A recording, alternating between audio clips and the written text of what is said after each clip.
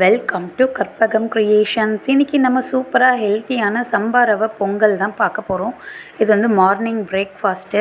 அதுக்கு நம்ம ஒரு குக்கரில் 2 டேபிள் ஸ்பூன் நெய் விட்டு எடுத்துக்கோங்க. இதோட கொஞ்சம் கூட ரீஃபைண்ட் ஆயில் ஆட் பண்ணிக்கோங்க.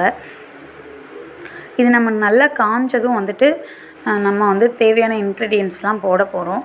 அதுக்கு நான் ஃபஸ்ட்டு போட போகிறது வந்து மிளகு தான் போட போகிறேன். இது நம்மளுக்கு நல்லா பொரியணும். இப்போ நான் வந்துட்டு ஜீரகம் ஆட் பண்ண போகிறேன். மிளகு பொரிஞ்சதுக்கப்புறம் சீரகம் போடுங்க. சீரகம் பொரிஞ்சதுக்கப்புறம் நான் கொஞ்சமாக கேஷ்யூஸை குட்டி குட்டியாக கட் பண்ணியிருந்தேன். இதையும் நல்லா நான் வறுத்து எடுத்துக்கிறேன். இப்போ இது வறுபட்ட உடனே நான் வந்து கருவேப்பிலை ஆட் பண்ணிக்கிறேன். கருவேப்பிலை வறுபட்ட உடனே நான் 3/4 கப்பு வந்துட்டு பாசிப்பருப்பு எடுத்திருக்கேன்.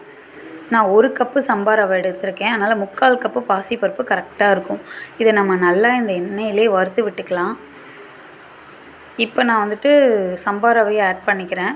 1 கப்பு சம்பா ரவை கரெக்டாக இருக்கும். நாங்கள் 3 பேர் தான், அதுக்கு எங்களுக்கு கரெக்டாக இருந்தது. நீங்கள் உங்கள் வீட்டில் எவ்வளோ பேரோ அதுக்கு தகுந்த குவான்டிட்டி ஆட் பண்ணிக்கோங்க. இப்போ நம்ம இதை நல்லா வறுபட்டணும். இப்போ தேவையான அளவு உப்பு ஆட் பண்ணிக்கோங்க. இதோடு நம்ம பச்சை தண்ணிலாம் ஆட் பண்ணக்கூடாது. ஆல்ரெடி நான் சுடு தண்ணி தான் வச்சுருந்தேன். இப்போ நான் 2 கப்பு இன்க்ரீடியன்ட்ஸ் போட்டிருக்கனால நான் 4 கப்பு தண்ணி வச்சுருக்கேன். இப்போ ஒரு விசில் போட்டு வச்சிடலாம். நான் காலையில் பொங்கலுக்கு சாம்பார் தான் வச்சுருந்தேன். அந்த குக்கர்லேயே தான் நான் பொங்கல் பண்ணுறேன். பாருங்கள், நான் வந்து 5 விசில் விட்டு எடுத்துருந்தேன். சூப்பராக வந்திருந்தது. திறக்கும் போதே ஒரு சூப்பரான ஒரு ஸ்மெல்லு. உண்மையாக நான் ஃபஸ்ட் டைம் பண்ணியிருந்தேன். டேஸ்ட்டுமே வேறு லெவலில் இருந்தது. இந்த மாதிரி ஹெல்த்தியான பொங்கல் சாப்பிடலாம். சுகர் பேஷண்ட்டு அவங்களுக்குலாம் இது ஒரு நல்ல ரெசிபின்னு நான் சொல்லுவேன். நான் வந்துட்டு இதுக்கு சைட் டிஷ்ஷாக வந்துட்டு மாங்காய் போட்ட சாம்பார், கேரட்டு, பீன்ஸு, மாங்காய்லாம் போட்ட சாம்பார் வச்சுருந்தேன். மெதுவடையும் பண்ணியிருந்தேன். நான் சண்டே ஒரு நாள் மட்டும் நான் இந்த மாதிரி பண்ணுவேன். பொங்கல், சாம்பார், வடை பண்ணுவேன். நீங்களும் இந்த மாதிரி வீட்டில் சண்டே ஒரு நாள் பிள்ளைங்கள்லாம் வீட்டில் இருக்கும்போது செஞ்சு கொடுத்து பாருங்கள். நான் சொன்ன மாதிரியே செஞ்சு கொடுத்து பாருங்கள். பொங்கல் பிடிக்காதவங்க கூட இந்த மாதிரி நம்ம செஞ்சு கொடுத்தா சாப்பிட ஆரம்பிச்சிடுவாங்க. மேக்ஸிமம் சம்பா ரவையை மட்டும் இந்த மாதிரி யாரும் வெரைட்டிஸ் பண்ணியிருக்க மாட்டாங்க. நீங்கள் வீட்டில் கண்டிப்பாக இந்த மாதிரி பொங்கலில் செஞ்சு கொடுத்து பாருங்கள்.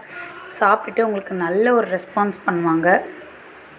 உங்களோட சமையல் என்றைக்குமே குறையே சொல்ல மாட்டாங்க. அந்தளவுக்கு ஒரு சூப்பரான ஒரு ரெசிபின்னு நான் சொல்வேன். ஸ்டெப் பை ஸ்டெப் நான் எப்படி பண்ணணும் அதை மாதிரியே பண்ணுங்கள்.